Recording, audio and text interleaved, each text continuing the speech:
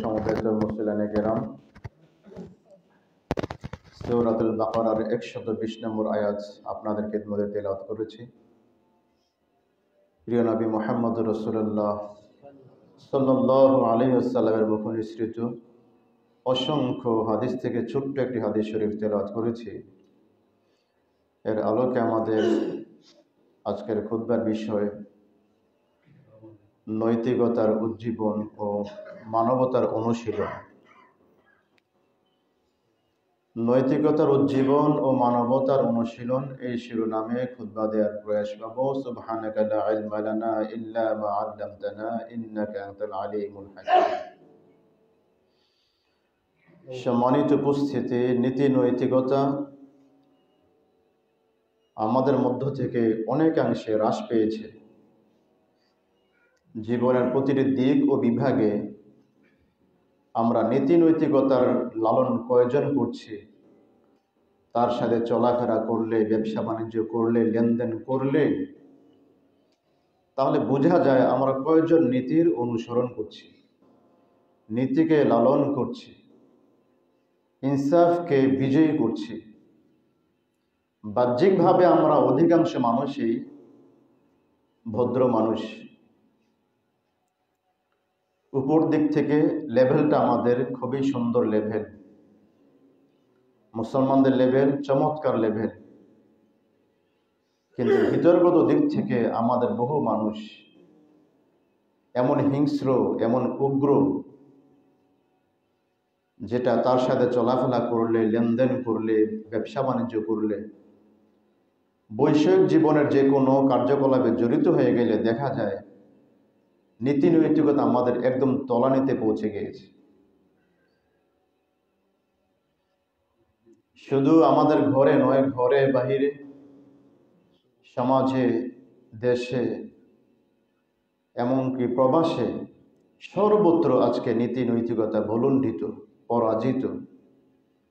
মানুষের খুব আক্রোশ, জিদ, অহমিকা, আত্মম্ভরিতা, গর্ব, এই সমস্ত অনৈতিক অসুন্দর বৈশিষ্ট্যগুলো দুর্বলদের উপর সবসময় বাস্তবায়িত হচ্ছে। শোষণ করা হচ্ছে, জুলুম করা হচ্ছে আমাদের মধ্যে যারা দুর্বল। শক্তিশালী এবং শক্তিমান যারা আছে তারা শোষণ করেই চলছে। বাংলার ইতিহাসে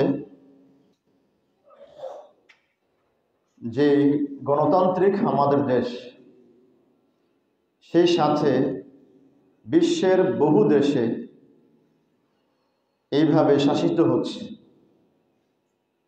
এই শাসনের বলি হচ্ছে বনু আদমের অনেক সদস্য। ঘরে ঘরে মারামারি, হানাহানি, রাহাজানি, হিংসা, বিদ্বেষ, দলীয়তা, আত্মীয়তা ইত্যাদি সর্বত্র আজকে বিজয়ী হচ্ছে। আরো আগ থেকে আমরা শুনছিলাম এরশাদ শিকদারের লোমহর্ষক কাহিনীগুলো, যশোরের লালটু বাহিনী সহ আরো কত বাহিনী যারা বহু মানুষকে বস্তার মধ্যে ঢুকিয়ে দিয়ে, বস্তায় ভরে জীবন্ত মানুষকে ফেলে দিয়েছে নদীতে, গাঙ্গে। জীবন্ত মানুষকে বস্তাবন্দি করে ফেলে দিয়েছে ইট ভাটার মধ্যে। জীবন্ত মানুষকে রাক্ষসে মাগুর মাছ দিয়ে খাইয়ে ফেলেছে। এই যেটা ইতিহাস বাংলার জমিনে বহু ছিল,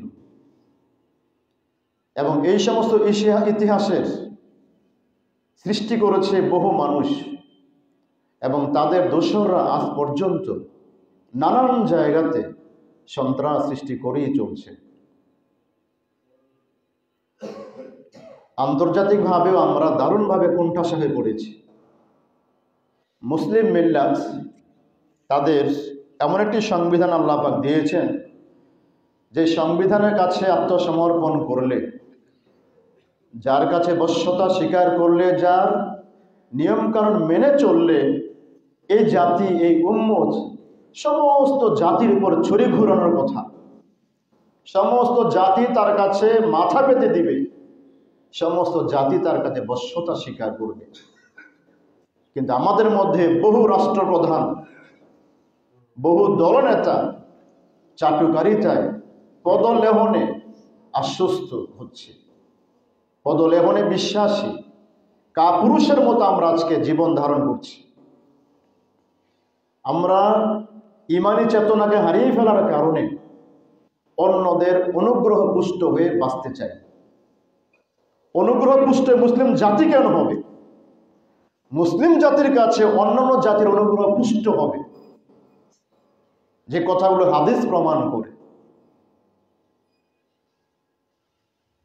সম্মানিত উপস্থিতি, 2003 সালের 20শে মার্চ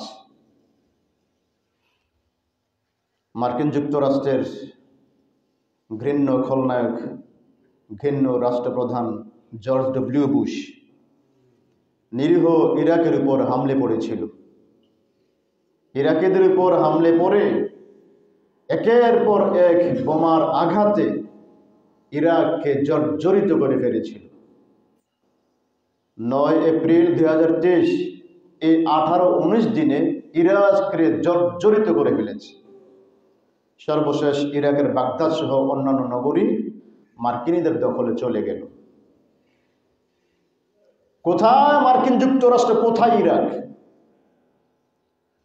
10,000 মাইল দূর থেকে এসে যুক্তরাষ্ট্র থেকে মুসলমানদের যে জন্মভূমি সেখানে এসে আঘাত করা। প্রতিবেশী রাষ্ট্র নয়, 10,000 মাইল থেকে হামলে পড়েছে ইরাকের উপর।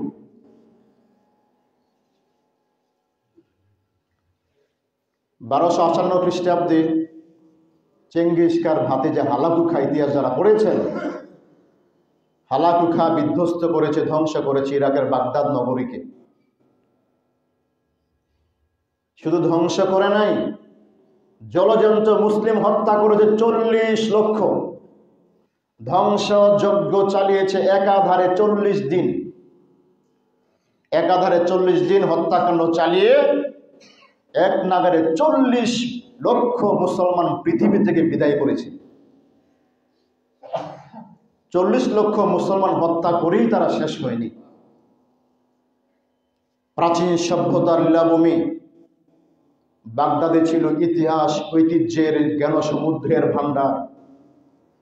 ইরাকে ছিল আন্তর্জাতিক বহু মূল্যবান লাইব্রেরিগুলো, যে লাইব্রেরিগুলোতে সঞ্চিত ছিল শত শত বছরের শিল্প, সাহিত্য, মুসলমানদের অগ্রযাত্রার নানান জ্ঞান সমুদ্র। লক্ষ লক্ষ পাণ্ডুলিপি, লক্ষ লক্ষ পুস্তক সেদিন তারা দজলা এবং ফোরাত নদীতে ফেলে দিয়েছিল। টাইগ্রিস নদীতে ফেলে দিয়েছিল লক্ষ লক্ষ কিতাব এবং পুস্তক। কিতাবের চাপে, পাণ্ডুলিপির চাপে, বইয়ের চাপে ফোরাত, দজলা এবং টাইগ্রিস নদীর পানির স্রোত থেমে গিয়েছিল। বাঁধের সৃষ্টি হয়েছে বইয়ের চাপে। এদের উপদেষ্টারা মনে করেছিল মুসলমানদেরকে এমনি ছেড়ে দেওয়া যাবে না, ইরাককে মুসলিম শূন্য করতে হবে, মুসলিম শূন্য ইরাক ঘোষণা করতে হবে। সেই সাথে যারা যারা বেঁচে থাকবে তারা যেন তাদের ইতিহাস, ঐতিহ্য, তাহজিব, তামাদ্দুন, আদর্শ, মানহাজ, মাসলাক বলতে কিছুই খুঁজে না পায়। সেজন্য সমস্ত কিতাবাদি পুস্তক পাণ্ডুলিপিকে তারা দজলার বুকে ভাসিয়ে দিয়েছিল। তামাদ্দুন, তাহজিব মুক্ত করার জন্য তাদের সমস্ত লাইব্রেরিগুলিকে ধ্বংস করেছে। ঠিক একই পথ ধরে 2003 সাল জর্জ ডব্লিউ বুশ হামলে পড়েছিল ইরাকের উপর। বুশ কি করেছিল? সেদিন ইরাকের যে রাষ্ট্রীয় বিজ্ঞানাগার এবং মিউজিয়াম যেগুলো, সেই সমস্ত মিউজিয়ামে বিগত 10,000 বছরের ইতিহাস, ঐতিহ্য সমৃদ্ধ কিতাবাদি, মানুষ সামনের দিকে যে অসভ্যতা নিয়ে এগিয়ে যাবে, এগিয়ে যাওয়ার সমস্ত খোরাক, নথিপত্র, সমস্ত কাগজপত্র, শিল্পকলা, ব্যবসা বাণিজ্যে এগিয়ে যাওয়ার যত নথিপত্র ছিল সমস্ত নথিপত্রকে সেদিন তারা জ্বালিয়ে পুড়িয়ে বশীভূত করে দিয়েছে। যেন মুসলমানদের শুধু খোলসটা পাওয়া যায়, ভিতরগত মজ্জা যেন কেউ খুঁজে না পায়। 2001 সালের 11ই সেপ্টেম্বর, আপনাদের ইতিহাস অনেকেরই জানা আছে, নিউ ইয়র্কের যে টুইন টাওয়ার ধ্বংস করলো কারা? টুইন টাওয়ারকে ধ্বংস করলো কে? তাদেরই রিপোর্ট মুসলিম বিশ্বকে কুক্ষিগত করার জন্য, মুসলিম বিশ্বের উপর ছড়ি ঘুরানোর জন্য, মুসলিম বিশ্বকে কবজা করার জন্য ইস্যু সৃষ্টি করা মাত্র। কারণ হলো, যেদিন টুইন টাওয়ার ধ্বংস হয়, অন্যান্য দিনের মতো 3000 কর্মী কাজে যোগদান করলেও ওই দিন অর্থাৎ ধ্বংসের দিন ইহুদিদের 4000 কর্মীর একজনও যোগদান করে নেই। এবং ইসরায়েলের প্রধানমন্ত্রী নিউ ইয়র্ক সেদিন সফর করার পরিকল্পনা ছিল। অজ্ঞতার কারণে প্রধানমন্ত্রীর সফরটা বাতিল করা হয়, আর সেদিনেই টুইন টাওয়ারে হামলা করছে। এটা ছিল আন্তর্জাতিক ইহুদিদের একটা চক্রান্ত। সর্বশেষ টুইন টাওয়ার ধ্বংস হলো। পৃথিবীর যত মিডিয়া ছিল সমস্ত মিডিয়াতে জানিয়ে দেওয়া হলো কার বিরুদ্ধে? যে লোকটা সৌদি আরব থেকে বিতাড়িত আফগানিস্তানে বসবাস করছে, পাহাড়ের পর পাহাড়ে বসবাস করছে, পাহাড়ের গুহায় বসবাস করছে। গুহায় থাকতে থাকতে লোকটা অসুস্থ হয়ে পড়লো, জরাজীর্ণ স্বাস্থ্যের অধিকারী হয়ে গেল। খানা খাদ্য সবকিছু ছেড়ে দিয়ে পাহাড়ের গুহায় গুহায় যে লোকটা বিচরণ করছে, কোন রকমে বেঁচে আছে, ওসামা বিন লাদেনকে প্রধান আসামি করে আন্তর্জাতিক চক্র গোটা বিশ্বের কাছে তাকে সন্ত্রাস বলে চিহ্নিত করে পত্রিকায় সেটা ছাপানো শুরু করলো, মিডিয়া প্রচার শুরু করলো। সর্বশেষ আফগানিস্তানে এই ইস্যুকে কেন্দ্র করে মার্কিন যুক্তরাষ্ট্র আঘাত শুরু করলো। গোটা আফগানিস্তান তাদের দখলে নিয়ে চলে গেল। তাদের টার্গেট ওসামা বিন লাদেন নয়, তাদের টার্গেট মুসলমান দেশগুলোকে আল্লাহ পাক তৈল সমৃদ্ধ দিয়ে, তেল দিয়ে, গ্যাস দিয়ে সমৃদ্ধ করেছেন। তেলের খনিগুলোকে, গ্যাসের খনিগুলোকে নিজেদের মতো করে নেওয়া, নিজের দখলে নেওয়াই ছিল তাদের মূল টার্গেট। সুতরাং ওসামা বিন লাদেনকে দিয়ে ইস্যু সৃষ্টি করেছিল মাত্র। সম্মানিত উপস্থিতি,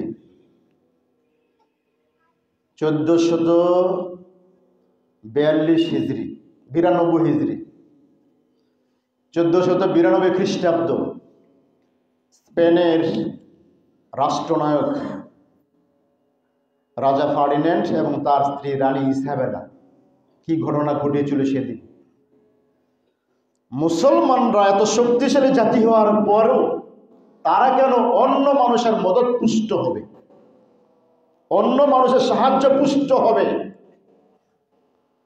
সেদিন রাজা ফার্ডিন্যান্ড এবং রানী ইসাবেলা ঘোষণা করছে, স্পেনের যত মুমিন মুসলমান আছে তোমরা সবাই মসজিদে প্রবেশ করো, তোমাদেরকে মুক্তি দেওয়া হবে, প্রাণে বাঁচতে দেওয়া হবে, সবাইকে বাঁচিয়ে রাখা হবে, কাউকে হত্যা করা হবে না। যদি তোমরা ইতিহাস ঐতিহ্যকে নিয়ে বাঁচতে চাও, স্বাধীনভাবে বাঁচতে চাও, গ্রানাডার যত মসজিদ আছে সমস্ত মসজিদ তোমরা ঢুকে যাও, স্ত্রী সন্তান নিয়ে আলে আওয়াজ নিয়ে মসজিদে প্রবেশ করো। খ্রিস্টানদের এই সুন্দর মুখরোচক নীতিবাক্য শুনে, আশ্বাসের কথা শুনে 7.5 লক্ষ মুসলিম নরনারী শহর এবং তার আশেপাশের নগরীর সমস্ত মসজিদে তার আশ্রয় নিয়েছিল। যখন তাদের মসজিদ অবস্থান শেষ হলো, ইতিমধ্যে রাষ্ট্রীয় ফরমান হলো সমস্ত মসজিদের দরজাগুলো বাহির থেকে লাগিয়ে দেব, বাহির থেকে তালাবদ্ধ করে ফেল। 7.5 লক্ষ বনু আদম যারা স্রষ্টা হিসেবে গ্রহণ করেছে আল্লাহ সুবহানাহু ওয়া তাআলাকে, মহান আদর্শ হিসেবে গ্রহণ করেছিলেন ওই সমস্ত মহানায়ককে, যাতে আল্লাহ পাক নবী রাসূল করে পাঠিয়েছিলেন। সুতরাং রানী ইসাবেলার ক্রূর হাসির বদৌলতে সেদিন সমস্ত মসজিদে একজোটে আগুন ধরিয়ে দেওয়া হলো। একজোটে আগুনের বদৌলতে 7.5 লক্ষ মুসলিম নরনারী ওই পোকার মতো ভস্মীভূত হয়ে পৃথিবী থেকে বিদায় হয়ে গেল। সেই দিনটা ছিল 1492 খ্রিস্টাব্দের 1 এপ্রিল। আজকের যুব সমাজ ওই দিনটা উদযাপন করছে। এই দিনটাকে উদযাপন করছে খ্রিস্টান সমাজ এপ্রিল ফুলস ডে হিসাবে। ফুল মানে হলো বোকা, বলদ, গাধা, নির্বুদ্ধিতা পরিচয় সম্পন্ন মানুষ, তাদেরকে বলা হয় ফুল, মানে এপ্রিলের বোকা। খ্রিস্টান রাজা ফার্ডিন্যান্ড বলল মসজিদে যাও, রানী ইসাবেলা বলল মসজিদে যাও, মসজিদে গেলে প্রাণে বাঁচবে, রাস্তাঘাটে আন্দোলন করলে হবে না, আল্লাহর কথা বললে হবে না, তোমরা যদি বাঁচতে চাও মসজিদে অবস্থান করো, মসজিদে ঢুকে যাও। সেদিন যদি মুসলিম জাতি গর্জে উঠত, কেন মসজিদে যাবো আমরা আমাদের ইতিহাস নিয়ে, ঐতিহ্য নিয়ে, তাহাজিব তামাদ্দুন নিয়ে রাজপথে থাকতে চাই, সংগ্রাম করে বাঁচতে চাই, মসজিদে আমরা ঢুকবো কেন? হয়তোবা সেদিন তারা সাহস করত না। তাদের মিথ্যা আশ্বাসে বিশ্বাস যেহেতু করেছে, তারা একজোটে সমস্ত মসজিদে তালা লাগিয়ে আগুন ধরিয়ে দিয়ে তাদের সকলকে আগুনে পুড়িয়ে হত্যা করা হলো। খ্রিস্টান বাহিনী এখন অনুষ্ঠান করছে, প্রত্যেক বছর আন্তর্জাতিকভাবে তারা উদযাপন করছে এপ্রিল ফুলস ডে, মানে এপ্রিল বোকা দিন। বোকাকে আমি, আপনি, আপনারা, মুসলিম সবাই। সেই দিনকে উদযাপন করার জন্য লক্ষ লক্ষ ডলার তারা খরচ করে। আর আমার দেশের মুসলিম যুবক এপ্রিল ফুলস ডে কলেজ, বিশ্ববিদ্যালয়, ভার্সিটিতে, স্কুল, কলেজে তারা উদযাপন করছে। বোকার স্বর্গে বসবাস করছি আমরা, ইতিহাস ঐতিহ্যকে ভুলতে বসেছি। সম্মানিত উপস্থিতি, 1902 সালে ফিলিস্তিনের মাটিতে ইহুদিরা বসতি গাড়বে। ইহুদিরা কোত্থেকে আসলো?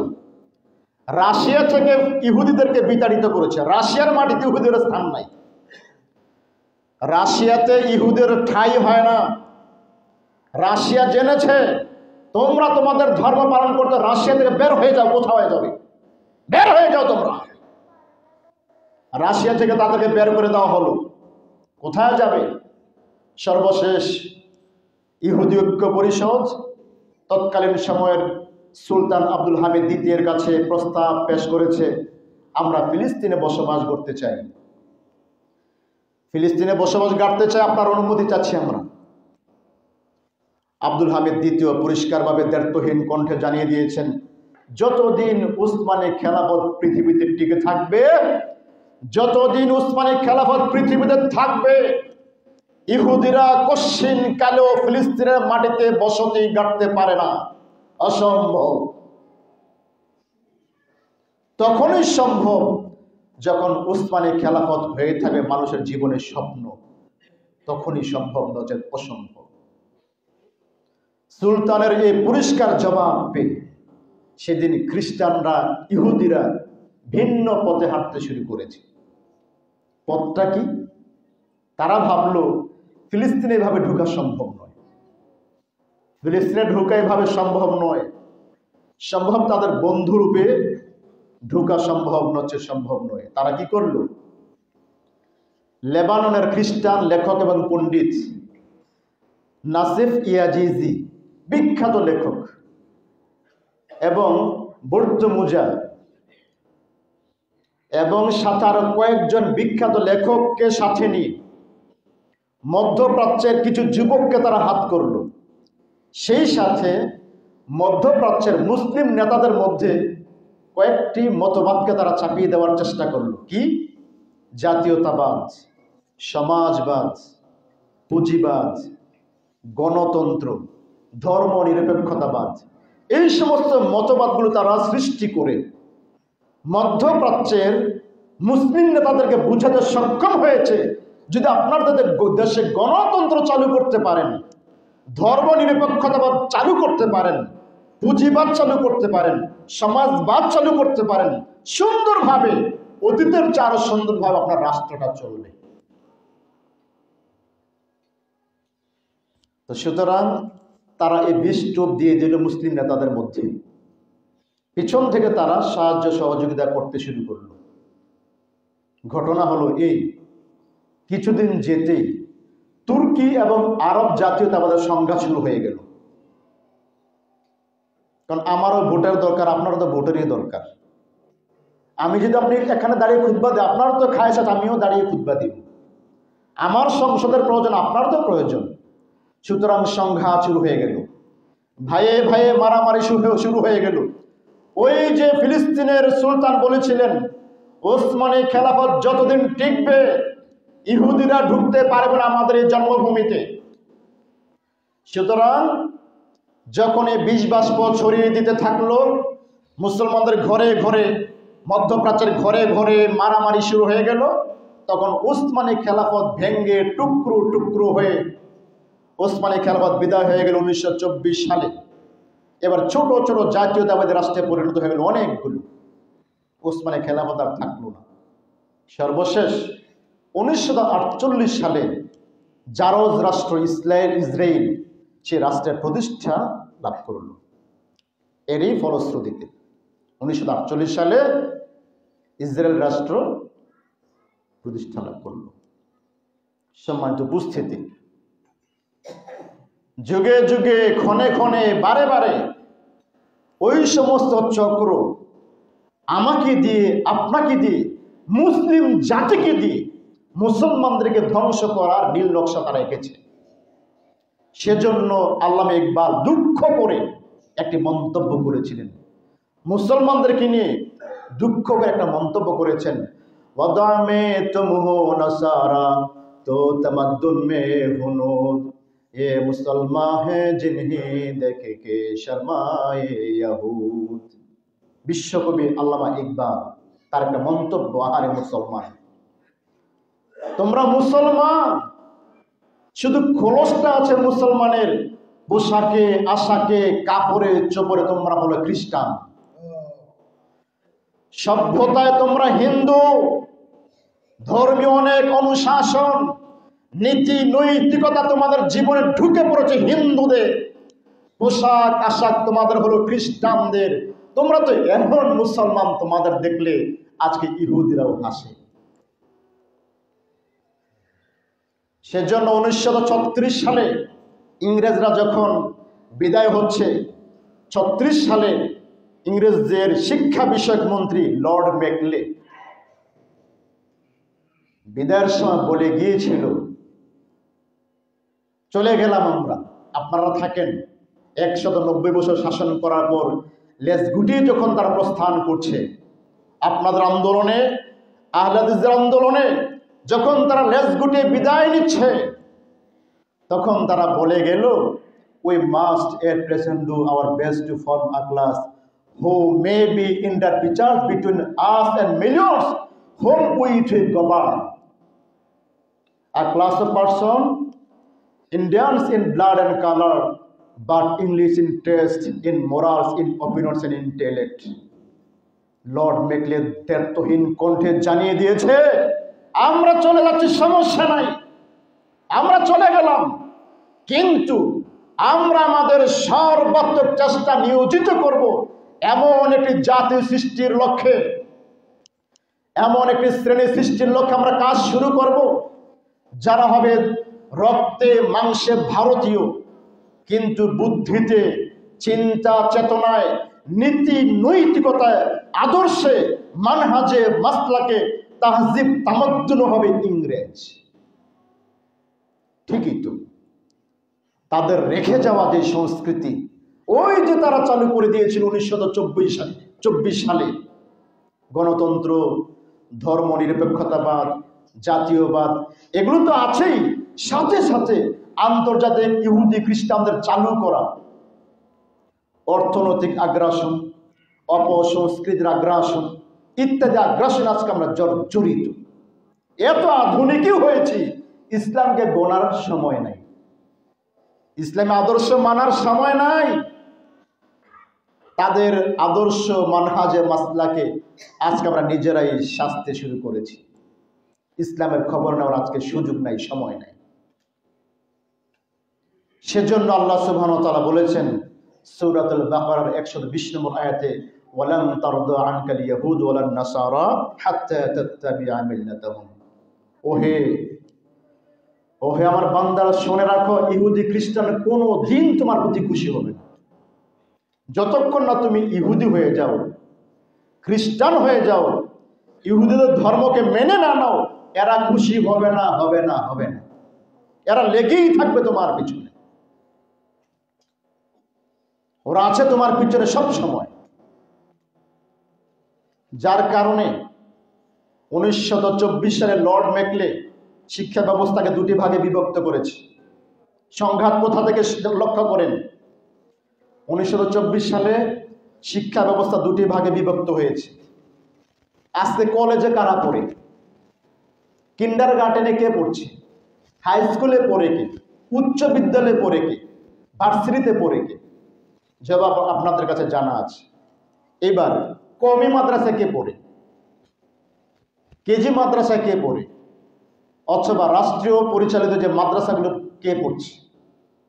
দুটি ধারা বিভক্ত। সেটা আজকে হয়নি, 1924 সালে ব্রিটিশদের লোক লর্ড মেকলে সেটা দুটি ভাগে বিভক্ত করেছে শিক্ষা ব্যবস্থাকে, দুটি ধারায়।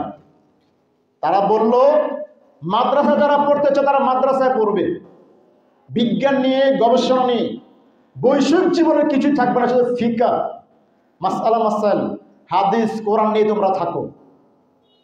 রাষ্ট্র কেমনে চলবে, অর্থনীতির ব্যবস্থাপনা কি, রাষ্ট্রীয় ব্যবস্থাপনা কি, রাজনৈতিক ব্যবস্থাপনা কি, তোমাদের জানার প্রয়োজন নাই, তোমরা কোরআন হাদিস নিয়ে থাকো, এটা নিয়ে তোমরা বড়।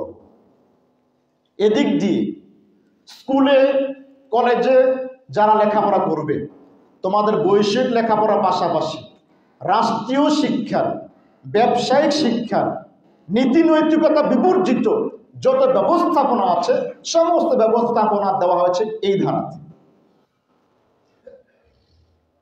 তা আমরা তো মন্দ কর্ম প্রবণ, আমি নিজেও প্রবণ, আব্বাও প্রবণ, দাদাও প্রবণ, পরবর্তী বংশধর প্রবণ, মন্দ কর্ম প্রবণ।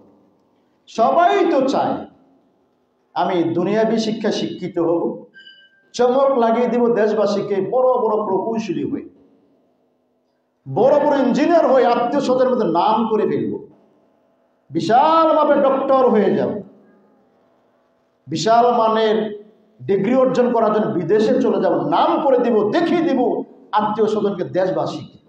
কে না চায়? সুতরাং এই স্লোগানে দেশের বহু মানুষ চলে গেল ইংরেজদের যে টুপ দেওয়া ওই টুপ গিলার জন্য। অল্প কিছু মানুষ গেল এই পথে, যে পথে আছে আল্লাহ এবং তার রাসূল, এই টুপ মানুষ গিলছে না।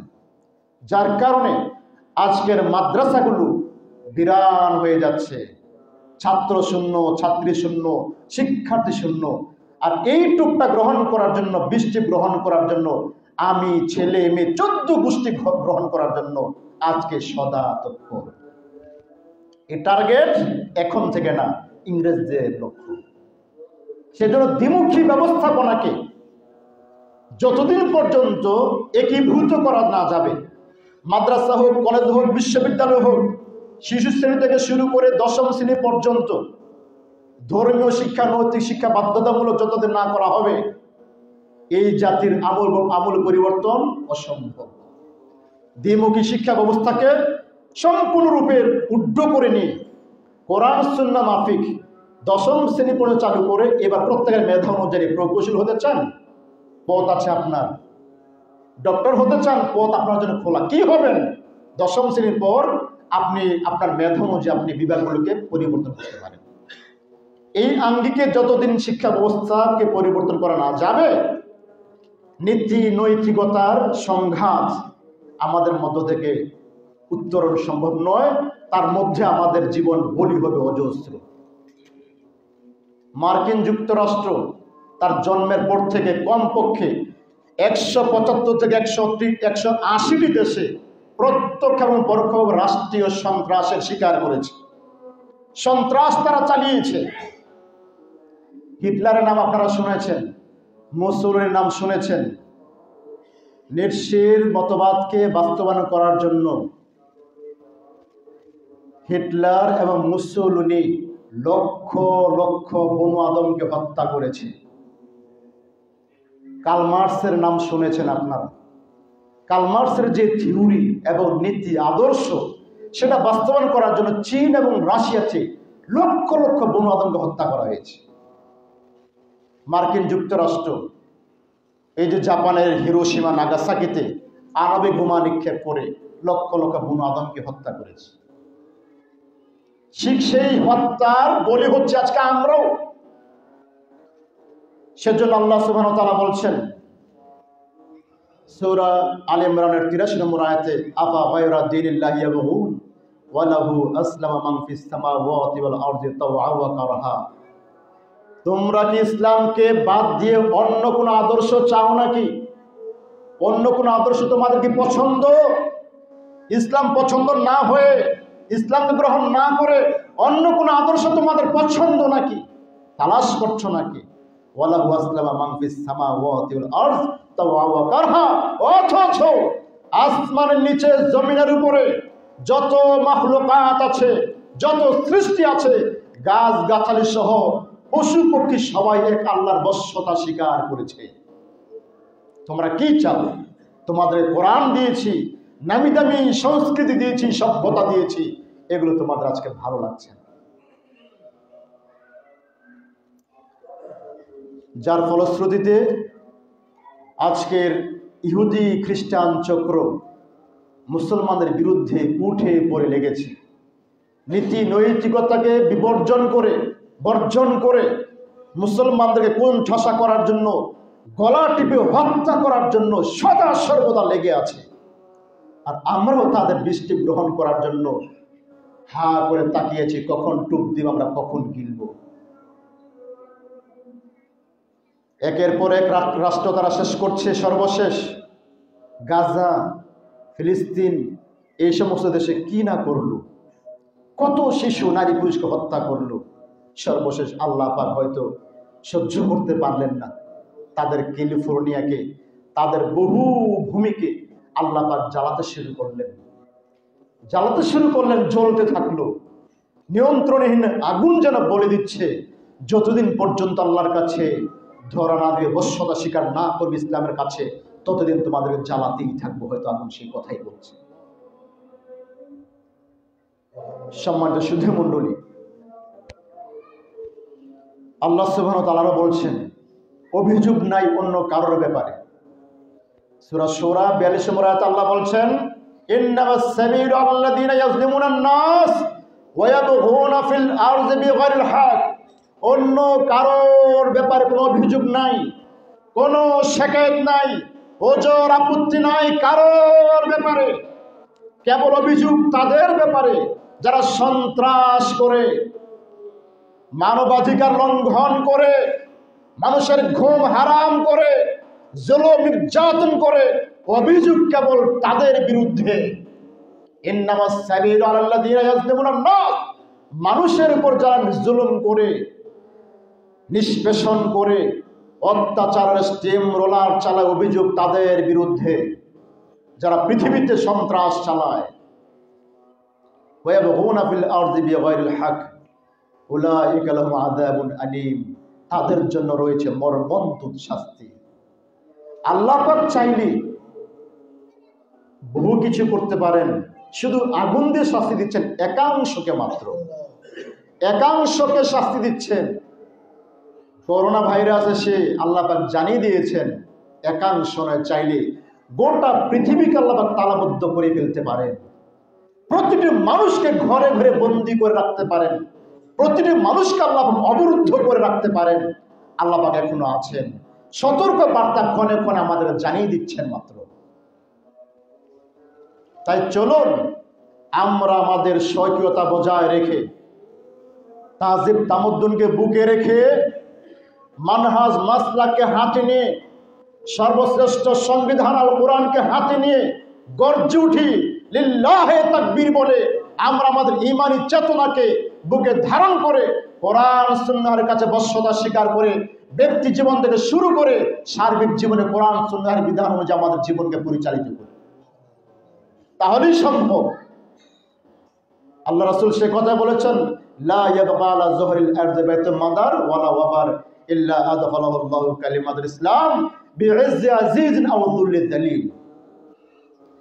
তোমরা যদি তোমাদের তাহজিব তামাদ্দুনকে বুকে লালন করে ঐশী বিধানকে হাতে নিয়ে ব্যক্তি জীবন থেকে শুরু করে সমস্ত জীবনকে ঢেলে সাজাতে পারো, মাঠে ময়দানে কোরআন সুন্নাহের পক্ষে কথা বলতে পারো, কোরআন সুন্নাহকে কায়েম করার জন্য কাজ করতে পারো, তোমাদের সাথে ওয়াদা হলো এমন কোন মাটির ঘর থাকবে না, তোমাদের দাওয়াতের ফলশ্রুতিতে এমন কোন মাটির ঘর থাকবে না, এমন কোন পর্ণকুটির থাকবে না, এমন কোন তাবু থাকবে না যেখানে ইসলামের বাণী পৌঁছাবে না। সমস্ত ইহুদের ঘরে ইসলাম ঢুকে যাবে। বাঁধ ভাঙ্গা পানির ন্যায় প্রতিটি ইহুদি খ্রিস্টানের ঘরে ঘরে ইসলাম পৌঁছে যাবে, ওহির বিধান ঘরে ঘরে পৌঁছে যাবে, কোথাও কিছু বাকি থাকবে না। তবে সেই ইসলামটা যাবে দুভাবে। আল্লাহ পাক যাদেরকে সহজে কবুল করবেন, তারা ইসলামের দাওয়াত শুনলে ঐশী বাণীর পরম কাতরে তারা ধরাশায়ী হয়ে যাবে, ইসলামকে কবুল করে তাদের জীবনকে ধন্য করবে। দুই, যারা ইসলামের সে মহান বাণীকে অপছন্দ করবে, অপদস্থ করা মানুষ কোটে লালন করবে, এরা ইসলামের কাছে বশ্যতা স্বীকার করবে। কিভাবে?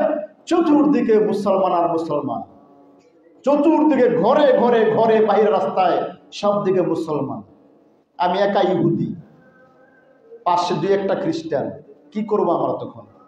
গোটা দেশ মুসলমানদের, আমি কি করবো এক ইহুদি? সেজন্য পছন্দ না হলেও মুসলমানদের কাছে টাকা পয়সা দিয়ে, ট্যাক্স দিয়ে, কর দিয়ে তাদের ভূখণ্ডে বসবাস করতে হবে। কোথাও ইহুদি বলে খ্রিস্টান বলে কেউ থাকবে না। সেটা আসছে কিয়ামতের আগেই সেটা কায়েম হয়ে যাবে। সেজন্য চলুন, আমি দাওয়াতি কাজ করি বা না করি, আল্লাহ পাক অন্য কারোর মাধ্যমে দাওয়াতি কাজ করিনি, ইসলামকে সমস্ত মানুষের সামনে কায়েম করবেন ইনশাআল্লাহ। সেজন্য প্রত্যেকের অবস্থানে থেকে সীমালঙ্ঘন, নীতি নৈতিকতা বিবর্জিত কাজ কর্মকে পরাভূত করে সেই সমস্ত পথ থেকে ছুটে এসে ফিরে এসে ওহির বিধানকে আমরা লালন করি, গ্রহণ করি, তখন ইনশাআল্লাহ আল্লাহ পাক আমাদের মাধ্যমে বহু মানুষের জীবনকে সফল এবং সার্থক করবেন। বহু মানুষ আপনার দাওয়াতে কল্যাণ লাভ করবেন, দুনিয়াতে কল্যাণ লাভে ধন্য হবেন ইনশাআল্লাহ আখিরাতে। তাই চলুন, সকল বিধান বাতিল করো, ওহির বিধান কায়েম করো, এই স্লোগানকে বুকে ধারণ করে মাঠে মধ্যে আমরা ঝাঁপিয়ে পড়ি। আল্লাহ পাক আমাদের সকলকে সেই তৌফিক দান করুন, আমিন। আকুলু কওলি হাদা আস্তাগফিরুল্লাহ লি ওয়া লাকুম লিসাইরিল মুসলিমিন।